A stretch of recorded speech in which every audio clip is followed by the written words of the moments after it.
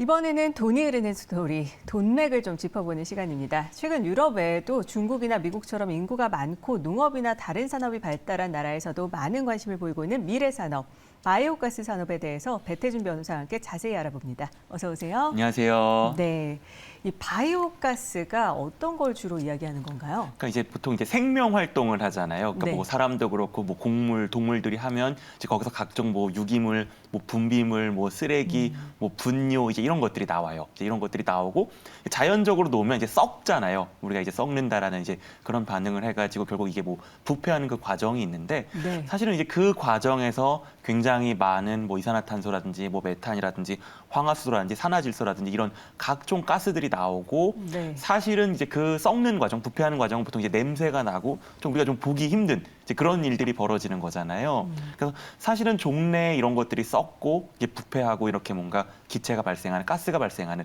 이 과정들은 어떻게 보면 약간 혐오, 뭐 악취, 폐수, 뭐 분뇨 약간 이런 식의 부정적 관념인 건데 네. 이 과정에서 나오는 그런 가스들이 사실은 굉장히 뭐 100만 년, 뭐 1000만 년, 억 되면 그것들이 알고 보면 석탄이나 석유가 되는 거거든요. 그러니까 이제 그 연료화되는 과정, 그러니까 정말 지구 밑에서 정말 수십만 년, 진짜 뭐 수억 년이 걸려서 되는 것들이 사실 자연에서 지금 썩는 건데 이제 그걸 모아가지고 하나의 뭔가 자원화, 연료화 해가지고 우리 일생활에 쓰겠다라는 것들이 이제 그런 바이오가스라든지 그런 이제 바이오메탄 이제 관련된 그런 산업인 거죠. 네, 부정적인 개념인데 오히려 우리에게 긍정적으로 다가오는 느낌인데요. 네네. 이 바이오가스 이 부분에 대해서 우리가 지금 주목해야 하는 이유가 뭘까요? 그러니까 생각해 보면 사실은 우리가 일상생활에서 쓰레기, 뭐 음식물 쓰레기 사실 매일 나오잖아요. 네. 매일 인간이 또 다른 쓰레기들 나오고 예를 들면 곡식을 재배하고 난다. 그러면 예를 들어 벼라든지 뭐 그런 것들 사실 그 되게 많이 나오고 근데 그냥 뭐 태워서 버리거나 하고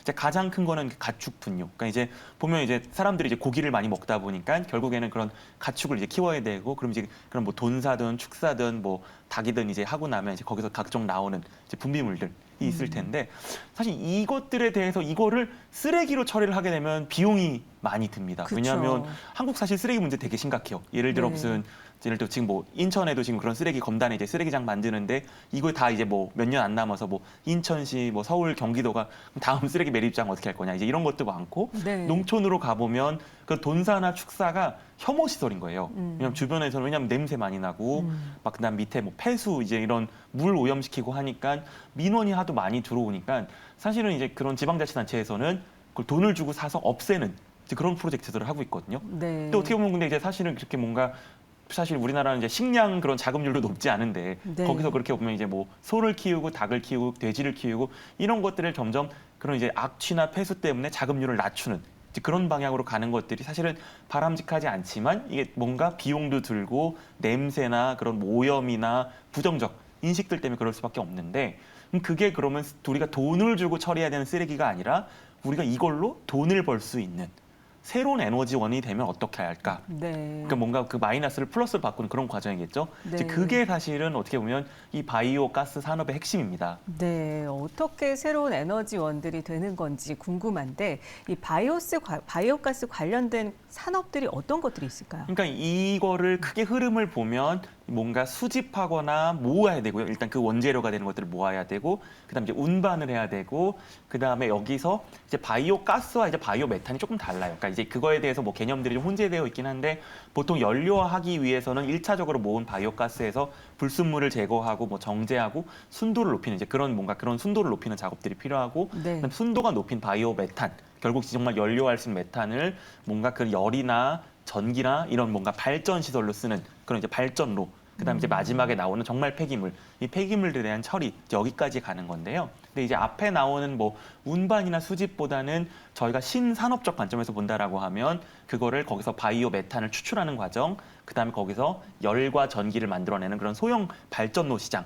이제 여기를 일단 크게 보는 것 같아요. 왜냐하면 일단은 사실 그 가스를 뭔가 추출해내는 과정에서 아까 말씀드렸듯이 이 자연 상태에 놔서 음식물이나 그런 분뇨나 이런 것들이 부패하게 되면 냄새, 뭐 물 이런 부분들이 많잖아요. 네. 그러니까 이걸 근데 빨리 순도를 높이면서 그런 뭔가 환경 오염이라든지 냄새라든지 그런 혐오적인 것들이 밖으로 분출 안 되게 하는 시설, 이제 그런 것들이 필요하고 그럼 이걸 모아서 이 지역에서 뭔가 발전을 써야 되는데 사실 한국은 뭐 지역 발전이라는 게 아직은 그렇게 활성화는 안 돼 있어요. 왜냐하면 한국은 발전 시설이라고 한다고 하면 뭐 가장 대표적인 게 뭐 석유, 뭐 석탄, 뭐 수력, 원자력. 그 발전지와 실제 전기의 사용지가 되게 멀잖아요. 네. 물론 이제 그 과정에서 굉장히 그런 뭔가 손실이 많아서 지난번에 말씀드린 이제 초전도체 이슈가 그런 거였는데 어떻게 보면 이제 이게 되면 지역 단위 발전들이 생기는 거죠. 그러니까 정말 이 돈사 옆에서 발전을 해가지고 우리 동네, 우리 마을에 그걸 하는 거고 쓰레기 매립장 옆에서 아니면 음식물 쓰레기를 가지고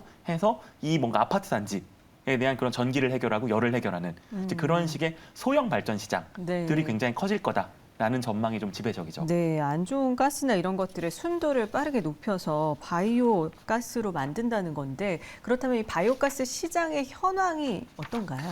이게 지금 뭐 한국 데이터보다는 이제 사실 해외 데이터들이 많은데요. 네. 뭐 이제 리포트링커닷컴이라는 데서 발표한 이제 2022년 바이오가스 글로벌 시장 보고서라는 걸 보면요. 2022년에 약 712억 달러, 그러니까 여태까지 한 연평균 11% 정도 성장을 했고 네. 이걸 뭐 이제 결국 해보면 한 90조 약간 요 정도 이제 되는 것 같고요.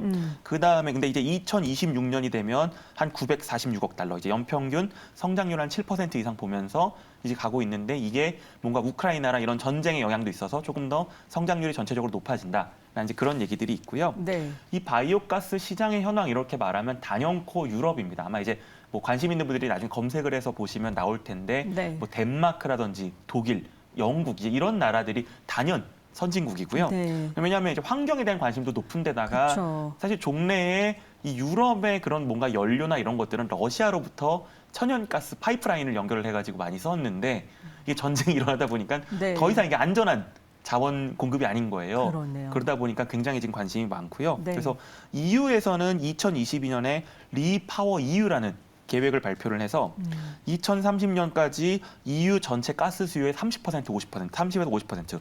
그러니까 약간 2030년까지는 350억 세제곱미터, 2050년까지는 약 1,000억 세제곱미터의 바이오 메탄을 생산하겠다. 라는 이제 그런 계획들을 발표를 했고요. 네. 그래서 정말 독일 같은 나라는 플랜트 용량의 전체 유럽 플랜트 용량의 3분의 1이 바이오가스에서 나올 정도로 굉장히 바이오가스 강국이기는 합니다. 네, 그렇군요. 뭔가 환경 친화적인 건 유럽에서 참 먼저 시작을 하는데 이 바이오가스에 대해서도 유럽뿐만 아니라 중국이나 미국처럼 인구가 많고 농업이나 다른 산업이 발달한 나라에서도 뭔가 많은 관심을 보이고 있죠. 그렇죠. 왜냐하면 중국 같은 경우는 사실 우리도 이제 미세먼지 때문에 굉장히 환절기가 되면 곤란하잖아요. 그렇죠. 근데 보면 그게 정말 중국의 그 많은 인구를 감당하는 뭐 석탄, 석유 이런 뭔가 그런 에너지, 탄소 배출 에너지들의 발전하다 보니까 그런 건데 네. 중국도 이제 점점 이게 감당하기 힘든 수준의 환경 오염이 왔고 그렇고 또 중국은 전 세계 그런 가축류의 4분의 1을 재배할 정도로 네. 물론 인구가 많기 때문이도 있지만 뭐 돼지, 소, 닭 이런 것들이 많은데 그러니까 분뇨나 이런 것들도 워낙 많이 나오고 화석 에너지 사용도 워낙 많기 때문에 이거를 뭔가 돌이켜야 되는 이제 그런 네. 필요성이 강하고요.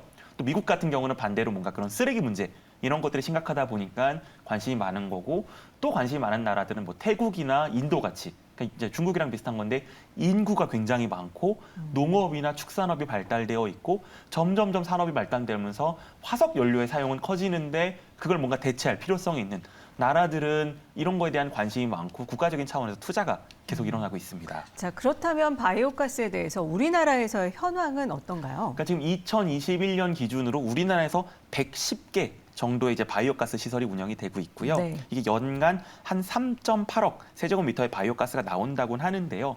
아까 앞에 말씀드린 선진국에 비해서는 굉장히 낮은 수준이긴 하고요. 심지어 우리나라는 다른 재생에너지랑 비교했을 때도 태양광이 사실 몇 년 전에 굉장히 핫했잖아요.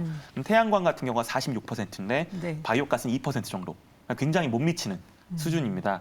그런데 다만 그래도 긍정적인 부분들은 뭐 지방자치단체라든지 기업, 국가의 그런 관심들은 늘어나고 있어가지고 2022년에는 이제 정부에서 통합 바이오가스화 시설 이제 시범 사업 대상 지자체로 서울, 순천, 구미, 청주 네 곳을 설치를 했고요. 그래서 2026년까지 그런 시범 사업 설비를 완공을 해서 계속 그런 도시가스 한 10만 명 정도가 사용할 수 있는 바이오가스 시설을 만들어 보겠다. 라고 하고 있고요. 그래서 환경부의 목표는 2030년까지 약 150개 정도로 그런 바이오가스 생산 시설을 늘리겠다라는 입장이죠. 네, 그렇군요.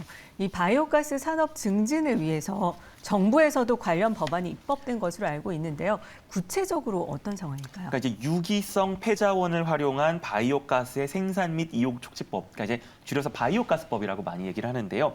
이 법이 통과가 됐어요. 그래서 이제 각종 내용들이 있는데 가장 핵심적인 부분은 공공 및 민간의 바이오가스의 생산 목표를 부여하고 생산 목표를 달성하지 못한 경우에 과태료, 과징금을 부과하겠다. 그런 겁니다. 그래서 이제 구체적인 생산 목표율은 이제 뭐 민간 사업자 그런 범위라든지 이런 것들은 시행령에 위임을 하기로 했고요. 일단은 법 자체는 2023년 12월 31일 한 4달 정도 남았죠. 그러니까 올해 말부터 법은 시행이 되고요. 그다음에 이제 생산 목표제의 경우에는 공공은 2025년, 민간은 2026년부터 시행이 되죠. 왜냐하면 이제 시설을 설치해야 되니까. 그렇지만 그 시간을 생각하면 굉장히 임박한 상황이긴 합니다. 네, 그렇군요. 이 바이오가스 의무 생산자 범위와 생산 목표율이 중요할 텐데 얼마 전에 관련 시행령도 입법 예고가 됐죠? 그렇죠. 이제 환경부에서 올해 4월부터 6월까지 입법 예고를 하면서 의견 수렴을 했고요. 그래서 뭐 빠르면 10월, 늦어도 이제 법 시행일인 12월에 맞춰서 시행령을 입법을 완료하겠다라는 이제 입장을 밝혔고요. 그 시행령 지금 입법 예고된 내용을 보면 네. 공공 의무 생산자의 경우에는 2025년에는 50%, 2045년에는 무려 80%의 생산 목표를 갖겠다라는 거고요. 뭐 민간 의무 생산자의 경우에는 2026년에는 좀 낮습니다. 10%. 하지만 2050년에는 민간 의무 생산자도 80%까지 바이오가스 생산율을 올리겠다라는 네. 이제 그런 목표를 부여했고요. 다만 이제 생산 목표제가 시행 후 초기 5년간은 생산 율을 조정하지 않겠다. 왜냐하면 이 법이 좀 안착하는 그 기간들을 고려해서 이제 그런 입장도 밝히고 있고요. 그다음 또 중요한 것들은 그런 민간 의무 생산자, 그러니까 바이오가스 관련된 시설을 설치해야 되는 민간 의무 생산자의 범위가 어디까지냐. 네. 어떻게 보면 이제 민간에서는 이게 가장 큰 화두인데요. 그렇죠. 지금 나오고 있는 거는 돼지 사유두수 2만 마리 이상의 가축 분뇨 배출자 또는 이제 국가 또는 지자체의 지원을 받는 하루 처리 용량 100톤 이상의 가축 분뇨 처리 시설, 그다음 연간 1,000톤 이상의 음식물류 폐기물 배출자. 들이긴 한데요. 이제 구체적인 부분들은 이제 환경부에서 이 시행령이 입법된 다음에 이제 시행 규칙으로 해가지고 다시 한번 이 범위 내에서 전체적인 퍼센트를 조정할 예정이라고 합니다. 네. 이게 아무래도 탄소 배출권과도 관련이 있을 것으로 보이는데요. 바이오가스와의 연관성은 어떤가요? 그러니까 이게 점점 결국 탄소 배출권 좀 얘기를 해보면요. 네. 결국 이제 지구 온난화를 유발시키는 뭐 이산화탄소라든지 뭐 메탄이라든지 뭐 황화수소라든지 수소불화탄소, 뭐 과불화탄소 이런 온실가스를 이제 배출할 수 있는 권리인데요. 그러니까 결국에는 배출권을 기업이 할당 받아가지고 뭐 의무적으로 할당 범위 내에서 뭐 온실가스를 뭐 사용하고 남거나 부족한 배출권을 이제 시장에서 거래하는 이런 식인데요. 네. 사실 EU에서는 지금 더 나아가서 2026년부터는 결국에는 탄소 과다 사용 기업에 대해서는 뭐 관세, 그러니까 탄소세를 부과하겠다는 그런 네. 입장인데요. 결국엔 지금 이제 한국이나 EU가 이미 시범 삼아 탄소 배출권 거래 시장을 증권 시장처럼 지금 거래를 하고는 있어요. 네. 그렇기 때문에 결국에는 이 탄소 배출권 제도가 되면 탄소를 포집하고 저장을 하는 이제 그런 산업들이 이제 발달을 할 건데요. 결국에는 이게 지금은 이제 점점 더 일반적인 기업이지만 궁극적으로 이런 쪽까지도 연결이 되면 이런 뭐 민간이나 쓰레기 이런 쪽에서도 탄소 배출권 거래와 관련되면서 탄소를 줄이려는 이런 노력들이 병행되지 않을까 싶습니다. 네, 이 바이오가스 산업의 미래 더 궁금해지는데 과연 각광받는 바이오가스 산업 투자 포인트는 어떤 걸까요? 그러니까 사실 우리나라 같은 경우는 대체 에너지가 없잖아요. 네. 대체 에너지가 없기 때문에, 그러니까 대체 에너지에 관심이 많은 게 화석 연료가 없어서 이제 그런 부분들인데 결국에는 환경 보호뿐만 아니라 한국은 점점 이런 뭔가 새로운 대체 에너지 관련된 자원 산업이 클 수밖에 없고요. 그다음에 이런 쓰레기나 가축 분뇨 같은 건 우리 주변에 있기 때문에 다른 거보다 구하기가 굉장히 쉬운 부분들. 다만 이걸 이제 보조금으로 가야 되는 것들이 있는데 선진국도 지금 보조금을 굉장히 많이 주면서 네. 이런 쪽 산업을 끌어올리고 있고요. 네. 또 우리나라가 그런 발전이라든지 뭐 배전, 그다음에 뭔가 이런 처리 이런 시설들이 굉장히 좋기 때문에 이걸 좀 선도적으로 끌고 나가면 좀 약간 이제 느낌은 좀 그럴 수 있지만 이게 사실 굉장히 알짜 산업이 될 수 있어갖고 수출 산업 측면에서도 굉장히 관심을 갖고 지켜보셔야 될 것 같습니다. 네, 오늘 돈이 흐르는 스토리는 미래 산업으로 주목받고 있는 바이오가스 산업에 대해 배태준 변호사와 함께 자세히 살펴봤습니다. 오늘 말씀 고맙습니다. 감사합니다. 네,